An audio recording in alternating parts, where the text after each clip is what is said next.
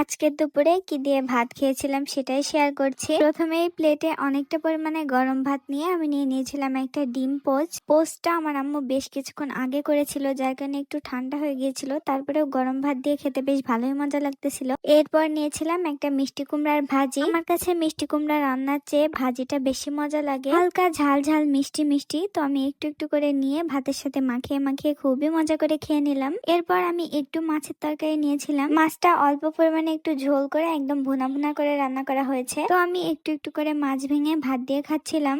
মাছটা দিয়ে খাওয়া শেষ করার পর দেখলাম ঢেঁড়স ভাজি রয়েছে, তো আমি অল্প একটু পরিমাণে ঢেঁড়স ভাজি নিয়েছিলাম। ঢেঁড়সের ভাজিটা আমার কাছে বেশ ভালোই লাগে, তাই অল্প একটু পরিমাণে নিয়েছিলাম। তো ভাজিটার সাথে ভাতটাকে মাখিয়ে মাখিয়ে খেয়ে নিলাম। এবার লাস্টলি ছিল মাংসের তরকারি। এটা গরুর মাংস ছিল আর মাংসের পিসগুলো অনেক বড় বড় ছিল, যার কারণে আমি মাত্র 2 পিসই নিয়েছিলাম। সত্যি কথা বলতে আমার মাংসের তরকারি হলে আর কিছুই লাগে না। তারপরেও আমি সব ধরনের তরকারি অল্প একটু একটু খাওয়ার ট্রাই করি। তো মাংসের ঝোলের সাথে আমি পুরো ভাতটাকে মাখিয়ে নিয়ে এবার একটু একটু করে মাংস ভেঙে খাচ্ছিলাম। তো এই তো আলহামদুলিল্লাহ আজকের দুপুরে আমি এগুলোই খেয়েছিলাম, আর সবগুলো খাবার খেতে অনেক বেশি মজা হয়েছিল। আর এই মুহূর্তে তোমরা কে কোন জেলা থেকে আমার ভিডিওটা দেখছো সেটা অবশ্যই কমেন্ট বক্সে জানিয়ে যেও।